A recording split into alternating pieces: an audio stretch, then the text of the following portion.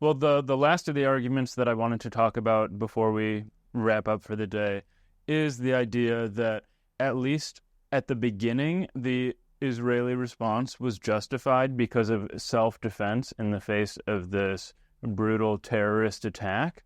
And what has followed is, I mean, again, it depends on how you interpret the situation and the different attestations to what's going on, but it has just been a continuation of this campaign to eradicate Hamas, the people who committed this atrocity. I mean, Hamas is an element, but it's not about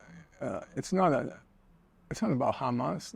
Israel won the propaganda war from day one, 99% of the propaganda war. Israel won from day one because every single article since October 7th or since October 8th, it's always put in the context of, there's always a headline or a sub-headline. It's always the Israel-Hamas war. It's not an Israel-Hamas war. That's just ridiculous. It's a war against Gaza. That was the whole point of the South African intervention. To say, this isn't about Hamas. This is about the people of Gaza. They're targeting the people of Gaza. Did Israel had a right of self-defense? I don't believe that's correct.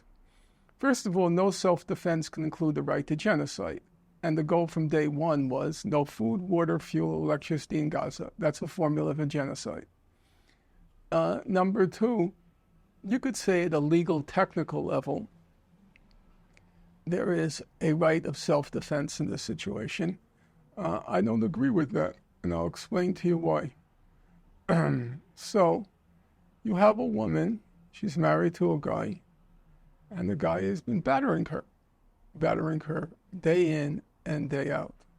She screams and yells. The neighbors hear it. They do nothing. She calls the police.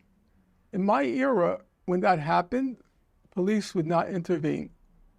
Of course, I'm significantly older than you, but in my era, they called it a domestic dispute.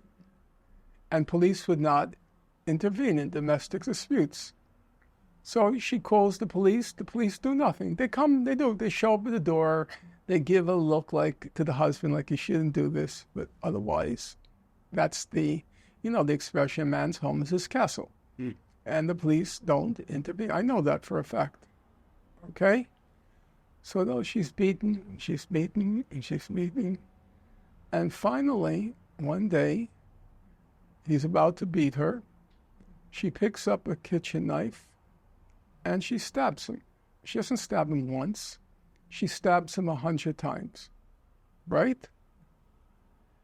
And he manages to get hold of a pistol and he kills her. All right? Assuming he survives the stabbings. Technically, under the law, did he have a right to self-defense? Under the law. She's stabbing him. He pulls out the nearest weapon and he shoots her. Did he have a right to self-defense? Yeah. Under the law. Now, I ask you, as a moral question, did he have the right to kill her? Did he have the right to kill her? No. No. Gaza. They tried diplomacy. They tried nonviolent civil resistance. They made all these entreaties to the UN, to international organizations. Nobody listened. Nobody cared. Periodically, Israel went in to Gaza on its high-tech killing sprees called mowing the lawn, where they took out their mower and cracked the skulls of children. Did anyone do anything? There were commissions of inquiry. They found Israel guilty of war crimes and possible crimes against humanity. I have all of those reports. You go to my shelf in the foyer, all it is all the reports. Just get up for a moment. No. You see this? Mm-hmm. These are all the UN reports on Gaza. You see? Tens of thousands of pages. Okay? Did anyone do anything? Was anything done? Was the blockade, that illegal, inhuman blockade of Gaza for 20 years, did anyone do anything? Nothing. It was the battered woman. In that situation with that woman, did a man have the right to self-defense? He certainly didn't have the right to kill her. Did he have the right to self-defense? I'd say that if you're being stabbed, you should probably be able to And if the present self-defense, the consequence is her death. Because Israel's self-defense has so far resulted at minimum in 40,000 people being killed and maybe as many as 180,000. Did they have the right to self-defense? In my opinion, no. For the same reason then the battering husband had no right to self-defense.